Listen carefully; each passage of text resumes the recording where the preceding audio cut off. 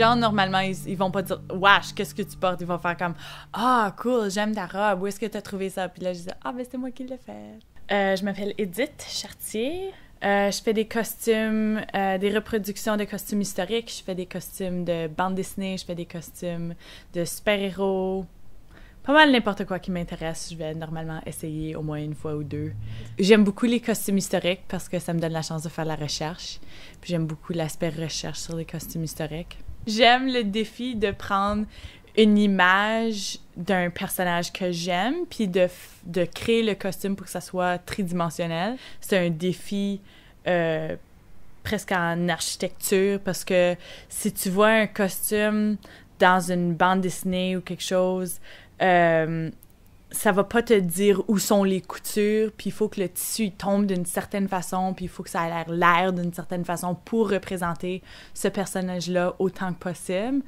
Mais c'est vraiment le fun de porter les costumes aussi après. J'ai beaucoup de misère à m'en débarrasser parce que ça me prend tellement de temps, puis je mets tellement d'efforts dans mes costumes que c'est comme mes bébés.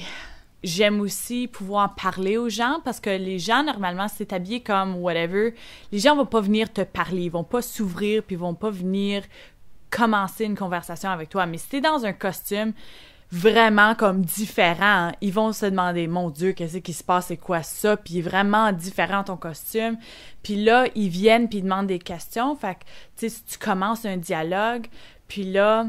tu peux leur expliquer, ben ça ici, c'est un costume historique, ça date de 1905-1910, puis, tu sais, puis là, ils demandent d'autres questions. Donc là, ça intéresse les gens à savoir plus au sujet du costume historique, puis aussi de notre société en tant que, tu sais, Canadien, puis en tant qu'humain, tu sais, mais ça fait vraiment un rapport intéressant qu'on n'aurait jamais avec des gens si j'étais pas en costume.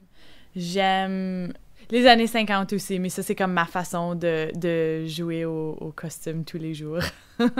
J'aime m'habiller différemment de toute façon, puis c'est une façon de me costumer un petit peu, mais c'est encore comme socialement acceptable.